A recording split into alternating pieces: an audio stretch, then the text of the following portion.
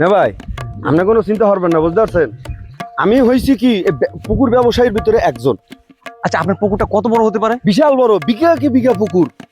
আমি এই মাছ ধরেন কেমন ছাড়তে পারবো? হ্যাঁ, এই জায়গায় আপনি ছাড়তে পারবেন বহুত ভাই, এখানে আপনি বহুত মাছ ছাড়তে পারবেন। যদি বলি আমি এই প্রায় 2-3 পিস মন আপনি এই জায়গায় মাছ চাষ করতে পারবেন। এইখানে 2-3 পিস মন মানে ভুলে গেছে, পিস না, 2-3 মন মাছ আপনি এখানে চাষ করতে পারবেন। হ্যাঁ, আমি এরকম পুকুর খুঁজছি কিন্তু হ্যাঁ, আমার বিশাল বড় লাগতেছে আর কি। পুকুরের মধ্যে যদি আপনি এ মাথা গুঁজে ও মাথা তাকান, এর দূরে দেখা যায়। কথা বুঝতে পারছেন? বিশাল বড় পুকুর। আপনার কত বিঘা নিয়ে এই পুকুরটা? বিঘা কি বিঘা, অগণিত।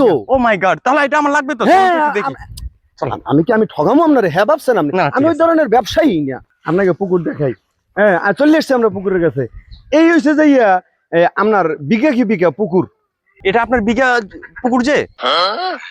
এই মিয়া ফাইজলামি করেন না? এটা আপনার বিঘা বিঘা পুকুর? হ্যাঁ ভাই, এটা তো বিঘা মাপছি আমি। বিঘা কি বিঘা। এটা কি মাপছেন আপনি? বিঘা বিঘা পুকুর? হ্যাঁ, এই মাথা তো মাথা ছোট দেখা যায়। বুঝতে পারেন না আপনি বিষয়টা? এই ছোট পুকুর দেখা যায় বললে বিশাল বড় পুকুর তো আপনি মাপতে পারেন। আপনি বিঘা কি বিঘা জমি এটা ভাইও। আপনি এটা মেপে দেখাতে পারবেন আমাকে? ও অবশ্যই, আপনি কিরফিনে বিশ্বাস করেন। আসেন, এই দেখেন মাপতে আছি আমি। হ্যাঁ, এই দেখেন, এই দেখেন, 1 বিঘা, 2 বিঘা, 3 বিঘা, 4 বিঘা। আল্লাহ রে, ওরে কি করতে মন চাইছে। এটা তোর বিঘা পুকুর? এটা বিঘা পুকুর? হ্যাঁ নেবো, এইটা কি তো বিঘা বলে। এটা তোর বিঘা পুকুর?